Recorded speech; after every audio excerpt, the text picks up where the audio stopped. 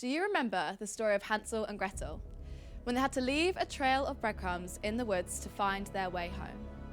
Luckily, it's unlikely that any of you are laying a breadcrumb trail while you're watching the show, or are you? In fact, you leave a unique trail wherever you go. Skin cells, hair clothing fibres, you probably even deposited a finger mark to watch this show. Today, we delve into the world of forensics. Join us as we go behind the crime.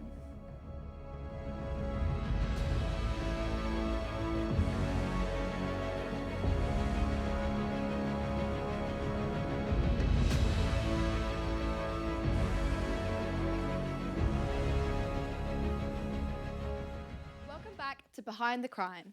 Over this 4-part series, we are learning the ins and outs solving a crime. Yes. I'm Helen. And I'm Jaden, and this episode we are moving one step closer in pursuit to solve this case. But before we get started, I will warn you that this episode displays mild depictions of blood and references to violence. Today, Jaden is heading out to the crime scene that we were called to in the last episode. That's right. Last episode, we visited the scene of an assault when we were out on patrol with the police.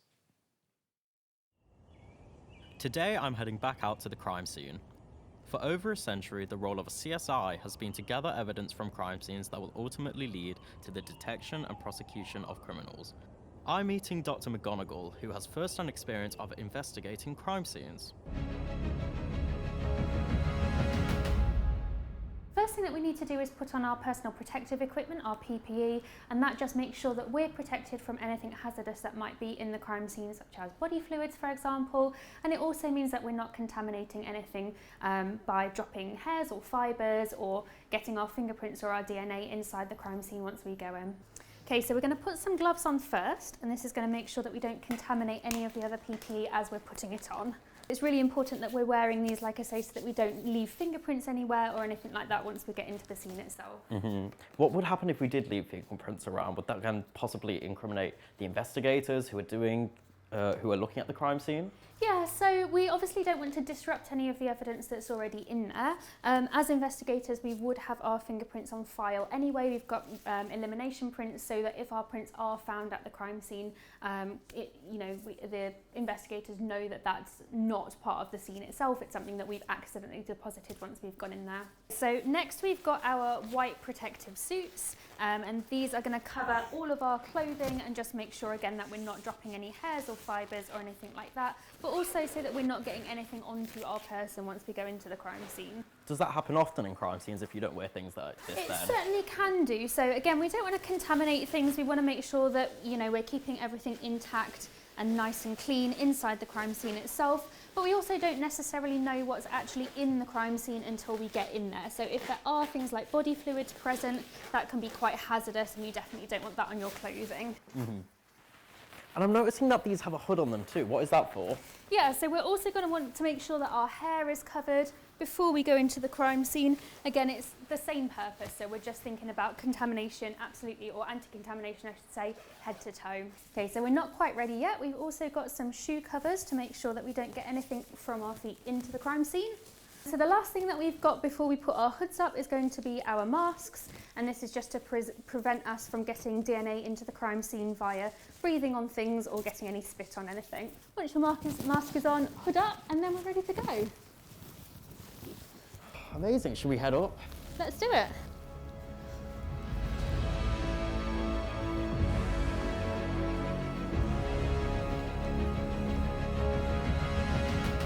So we're in the crime scene now. Is there anything I should know beforehand? Is there any etiquette that I need to follow? Yeah, so the first thing that we would generally do is to have a look around without touching anything. Obviously be mindful of where you're stepping in case there's anything that is on the floor. We don't want to damage that or contaminate it in any way. We also want to take some photographs inside the scene to make sure that we've recorded it the way that it looks right now before we start searching, picking anything up or anything like that. And we would take some notes as well, so we're recording what the scene looks like and what our observations are as we go round, and then later on, once we start doing our examinations, we can record exactly what we're doing as we make our way through the scene. With the note taking, how important is it to make sure that these notes are as perfect as they can be? How much of an impact do they have on the case? They're really important. So that evidence might go into court at some point later down the line, but it might not be you, the CSI, who's been at the scene, who's actually presenting that evidence in court. And even if you are, it could be a long time later, so months or possibly even years later down the line. What sort of details are we putting down? Are we putting down where we find items, what state they were in, what we were noticing about them? Yes, all of those things, and also any analyses that we perform at the scene, for example. So if we are recovering finger marks from something, or if we are testing a substance to see if it might be blood, we want to make sure the details of that are in our notes as well. This was obviously someone's living space, but now it's turned into this crime scene. Where do we start looking for evidence? What do we look at first? So we're thinking of things that are going to add value to the wider investigation. As a CSI, your job would not be to come into a room like this and clear it of absolutely everything. It's important that we're focusing on the items that are going to answer particular questions about the circumstances. So we're thinking about looking for things that would link the suspect to the scene to the victim to the suspect, and trying to prove who might have been here. Okay, let's have a look around then. Okay, first things first, what is catching your eye? Okay, so straight away I can see that we have got some red staining on the wall over there. That's definitely something that we're going to want to pay quite close attention to. We've got things that are going to give us some information potentially about what's happened here. So we have got a train ticket just over here that we might be able to get some information from. We've also got some things like some bottles and some glasses that might have things like fingerprints or DNA evidence on. I can see over here as well, we've also got what looks to be perhaps a piece of tile here on the bed. So that's something that we can examine as well. So there seems to be a lot going on in this room then. Something that I'm noticing myself is down here, it looks like there's some coffee beans that have fallen down from this pot. Do you think that might be a sign of struggle or something like that? Well, it's very important that we don't make any assumptions. So it's possible that it could be a sign of a struggle, but also this looks like somebody's living space. So it could be just something that's been spilt within the crime scene, and we don't want to infer necessarily too much from that. We're taking it in context with everything else that we can see. This to me definitely looks like something that has been caused by this crime. What are you thinking as a professional when you see this? Yeah, so we've got an area that's quite large here of a sort of a reddish brown staining. So it's important that we don't assume this is blood. We want to test it first and see if it is in fact blood. If it is though, this is looking to me like something that absolutely could be caused in this type of situation. So now I'm looking at what this pattern looks like as a whole. We have this nice sort of arching linear pattern across here. And if you turn and look that way, you can actually see it goes all the way down the wall here. So we do have quite a large area there. So there are a few things within this scene that could possibly cause a pattern like this. One thing that we've looked at already is that piece of tile, if that's been used as a weapon and it has been swung, and it might cause a pattern that looks like this. And it looks like there's at least one, possibly two blows here, just based on the patterning that we've got there. This tile on the bed here has been raising a lot of alarm bells in my head. I'm going to be careful because it is very sharp, and also I don't want to contaminate this in any way. Oh, so okay, I've turned this over and I can see that there's an area here of some staining. Again, it's quite red in colour. So I would immediately be thinking about possibly testing that to see whether that might be blood. It's quite clean on the other side, so it's possible that somebody's had a go at wiping that down.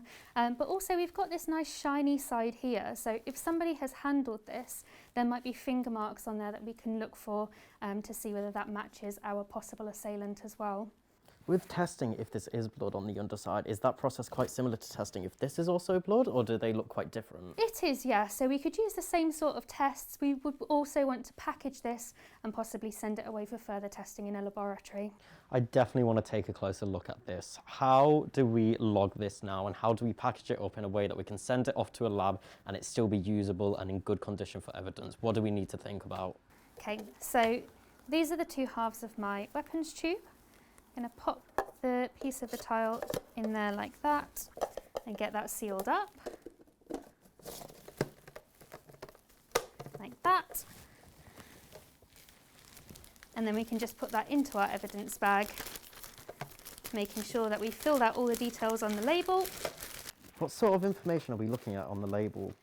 So there will be information on here pertaining to the scene itself, but also details for who has collected this item within the scene, and what the item actually is as well. Right, well, it seems to me like we've analysed the scene, we've looked at this from a lot of angles, and now obviously we have this evidence here, so I think it might be time to take this back to the studio. Well, that was really informative, and what I found really weird watching it is that we always see it on movies, in TV, but seeing an actual real crime scene. I mean, what did that feel like for you? It was almost a little bit unsettling because you have to keep in mind this is someone's living space and it's where something really disastrous and horrible could have happened. But it's also important to remember that you're there to do good work and you're there for a positive reason and you're there to solve a case. So we will now be sending this towel off to the lab to get this tested for blood, and hopefully we'll get some results for this and we'll be able to find out what's on this towel and be one step closer to solving the case. What is the process of that like? It can be very complicated and it's quite different for what the blood might be on or what material it might be on. I'm trying to be quite careful to not initially say this is blood because we're not 100% sure about that. And the CSIs really make a point to not assume things. They're very detailed with taking notes, but they don't like assuming things because it could just be a stain, it could be from food, it could be from anything like that. But it's a very complicated process for sure, yeah. I've never really thought about that, I suppose, because when you see something red, you do think, oh, it's blood. But it could be anything. It could be really like could. red wine, couldn't it? Just Yeah, be... definitely. Yeah, but what did you think was the most interesting thing going there? Definitely how in detail the CSIs get. Again, they make a note of absolutely everything they can do, and they're so detailed with it, but at the same time making sure not to contaminate evidence, not to potentially harm anything in the scene or really ruin anything that could be quite damaging to the case. Is it quite a time-consuming process? It can be, yeah, it can definitely be very time-consuming. And I also found the PPE discussion really interesting. Yeah, it is very interesting. It's very important to wear PPE for things like that. Obviously, we're wearing the gloves, we're wearing this suit, and they kind of stop us getting any clothing fibers, any hairs, any skin cells onto the crime scene. And I did a little experiment at the start of this show to try and test how good these clean suits actually are. And I don't think you noticed, but down here, I have some fluorescing lotion that I had swapped out for your hand cream earlier. And I kind of like to just go around the set and see how much of the set you contaminated with just what you've been touching. So what is this lotion? This lotion is UV gel. So when you rub it on your hands, it will shine a bright purple underneath a UV light like this. It's very similar to the sort of things that we get from the sun, and it can be quite harmful to eyes and to skin cells. So because of that, we have goggles here that are very important to wear, so that we are very safe with it. So please do not try this at home if you happen to have a UV torch lying around. It's very important that you are very safe when doing this. So should we have a look around? Yeah, go for it. I'm intrigued to see what I've touched now. Yeah, just gonna put this down here. So I believe that this has been my mug that I've been drinking before the show, is that correct? Okay. Yes, it is. So I want to take a quick look. If we're looking at this mug, nothing at all really seems to be showing up on there, even though I'm shining the torch at it, because again, UV is invisible, and that's when we need a torch to it. But if there's nothing on it, nothing will show up, and that's probably because I've been wearing these gloves. Whereas, is that your mug that you've been using? Yes. It is, okay. Oh, here so we go. if I'm shining a lot in here, oh yeah, we can see all over there. There seems to be a lot of hand marks and a lot of fingerprints from where you've been contaminating the set. And you don't even really realise that you're doing it. No, it looks like I've, proper grabbed my mug like that. Yeah, definitely. You probably have been, and you're just so unaware of it. Eager for my tea, yeah. That's why it's very important to wear PPE like this. Again, with these pens here, these pens, they might have a tiny bit on it. I think that you might have been touching them a little bit, but this was your pen. And yeah, it's absolutely covered in it. It's just tons of UV gel all over that pen. So it's very important to wear gloves like this, especially when you are dealing with the crime scene, so that you don't put any of your bodily releases onto the crime scene. What exactly is showing up on that? Because obviously it just looks like fingerprints, but is it like skin cells? There will definitely be some skin cells in there, probably hair cells as well. Clothing fibers wouldn't be very surprising either. It can be a mixture of different things that can make it hard to examine a case. Yeah, amazing. And I had a little question for you, Helen. Okay. I have been noticing, I had some biscuits. I don't know if you've been eating any biscuits lately? I've had a few. You've had a few. Would it happen to be these biscuits by any chance? That is a good question, Jaden. Because I know that these are my biscuits, and I would just like to show if you've been eating them quickly. And, oh yeah, it looks like you have been at my biscuit, so thank you for that. Well, on that note, wow, after seeing this, it's clear why you have to wear that suit in the crime scene. Stick with us after the break as we investigate the cause of that mysterious red spatter.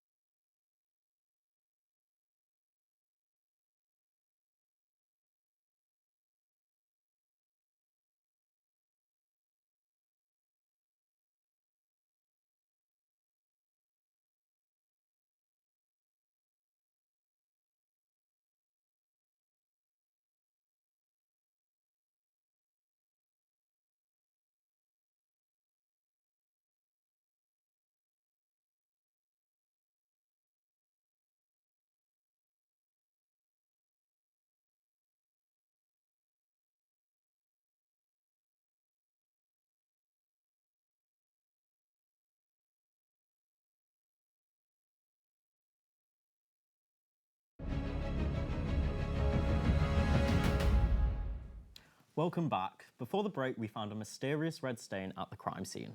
And I've just received test results from the samples Dr. McGonagall sent off to the lab.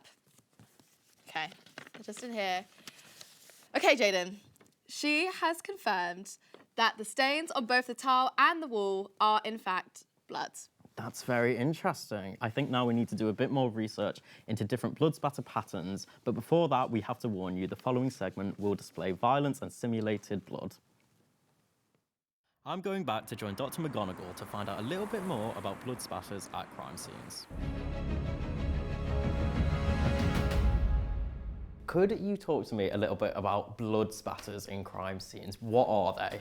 Yeah, so blood spatters are patterns that we might see in a crime scene that we are looking to evaluate to see if we can reconstruct what's happened. So we might be looking at things like the overall shape of the pattern, the size of the pattern, maybe directionality, that kind of thing. And we're using that to infer where things have moved within the scene, for example, or the order that things have taken place in. We are going to be looking through a few different patterns and see if we can find a match for the one that we saw earlier in our crime scene. We found a boot at the crime scene, and this could cause an impact spatter, so I'm going to demonstrate that first.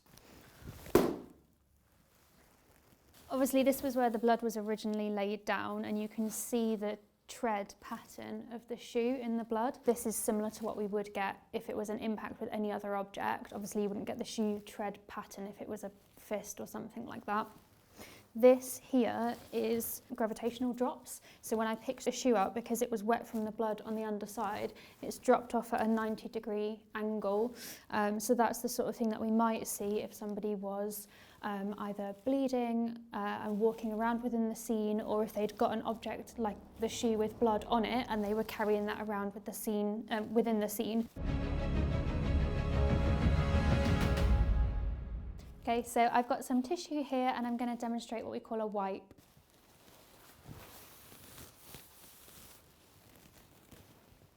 Okay, so this pattern is created when we've got blood already present on the surface, and I've come along and I've wiped it with my tissue and it's smeared that blood that was already there. So this is very obviously a wipe that was done with intent. What's the difference between, I guess, like a swipe from clothing? Yeah, so a swipe would be if I had the blood present already on my person and I'd brushed against the surface, so there was no blood already on the wall. At the crime scene earlier, we saw one other possible weapon that could have inflicted this, and it was a very sharp piece of a broken tile. Could you talk to me a little bit about what a splatter from that might look like? Yeah, so a tile absolutely could cause the type of pattern that we saw at the crime scene, and it is caused by something that's been repeatedly flung. So we can see how it's created this really nice linear arc pattern on the floor and up onto the wall, and it is really caused by that flinging motion. So there are a number of different items within the scene that could cause a pattern like this, but based on the evidence that we've found, I think it's most likely that it was caused by that tile because we did have blood present on that item. That's very interesting. So where do we go from here then? What are the next steps to solving this case? So we would be looking to potentially link that item to a possible assailant. So we could look at something like examining that tile for finger marks to see if there's a link there. Well, thank you so much, Dr. McGonagall. That's been very informative. I feel like we're one step closer to solving this case now. No problem, thank you. There was quite a lot of blood there, but it did teach us more about different blood spatter patterns. Now we know that the blood was definitely caused by a cast-off from the weapon. That's great news, Jaden. The police have just provided me with the fingerprints of 5 potential suspects. So I'm going to go find out if there is any chance of linking the tile to one of these prints. In 1840, following the murder of Lord William Russell, Dr. Robert Blake Overton wrote to Scotland Yard to suggest checking for finger marks. Since 1901, they've been accepted in British courts. I visited Ali Norat, a forensics expert from the University of Portsmouth, to find out a bit more about fingerprinting.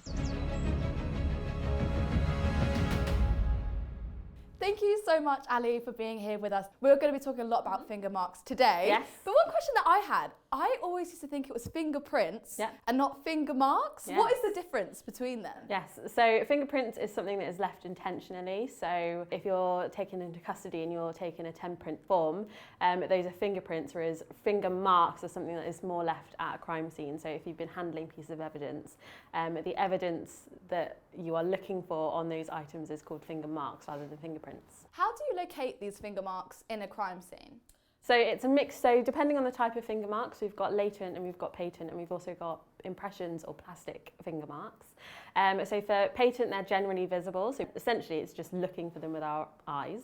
But with latent finger marks, we normally just use white light and at various angles just to kind of have a look at various types of surfaces we're looking for finger marks on. So we think we found our weapon.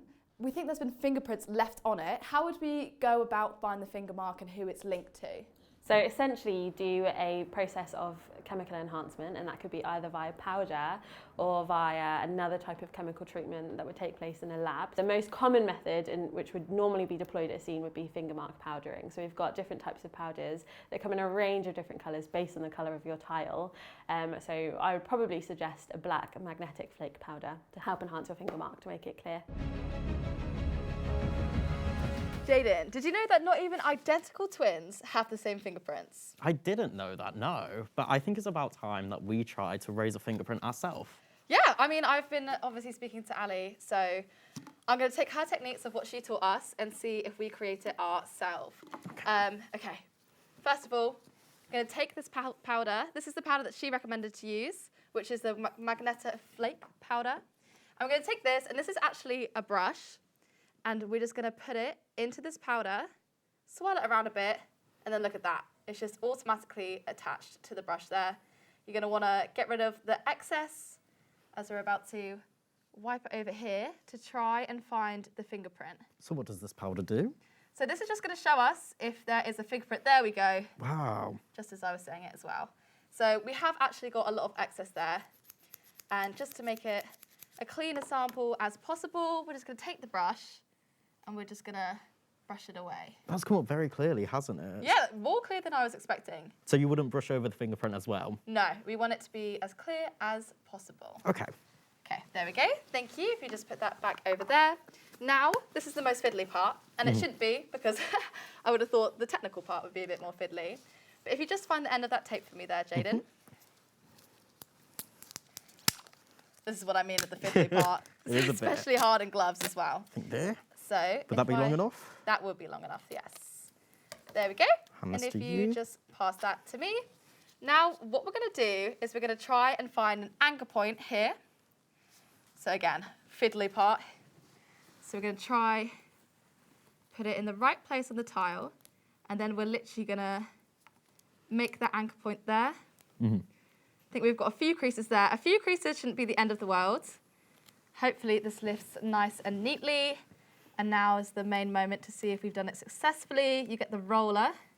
So what is this doing now? You roll over the top. So this is just transferring the fingerprint. This means that we can then put this later with in a file with the other fingerprints, so you can more easily identify which is the suspect. We unfortunately do have a few air bubbles here, which we did try and roll out. And this is why we're not professionals. No, yeah, But it's a very challenging job for sure. It Wow, is. that's come off really well though, hasn't it? It still is quite clear, despite the crease there. But the main point is that we can see it, and you can identify the fingerprint there. So now we're going to move it over here. We're going to have to do the anchor point again. So hopefully we won't have any more air bubbles. Do you mind just holding this down for me, Jaden? Yep. And then we're going to roll it onto here. Try and do it nice smoothly. We don't want any air bubbles. So we're just transferring it over to here now for storage, is that correct? Yes. Okay. There we go. And because we've done it on the sellotape, it's a nice clear sheet of paper, which you can now write around. And so here, obviously, we've got this line across it. Isn't the best one we've done. I did try this, obviously, before. So here's what it should look like without the crease in the middle. This is a lot clearer, obviously, more what the professional standard would be.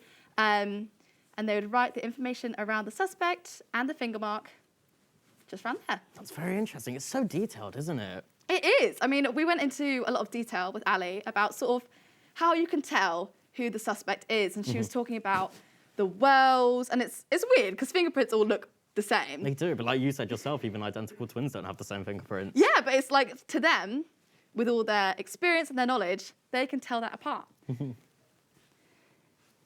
Perfect. That's very interesting. There we go. So now we just need to find out what suspect it is.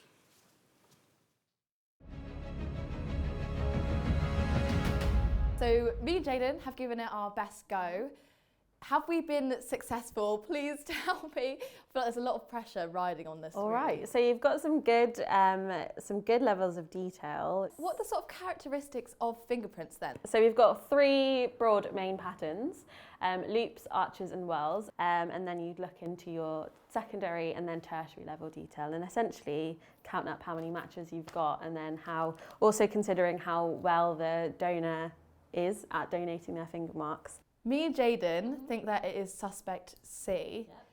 Can you confirm if we've got that right or not? Yeah, so based on your level of detail, yes, absolutely looking like suspect C. Thank you so much for teaching me about this. I think I've never ever had to look at this before, so it's been really interesting. No problem, anytime. Well, Jaden, we did it. We successfully identified the finger mark and now need to go and find our suspect. But sadly, that is for next time, where we'll be learning about the interview process and how to interrogate a suspect. But until then, thanks for coming behind the crime.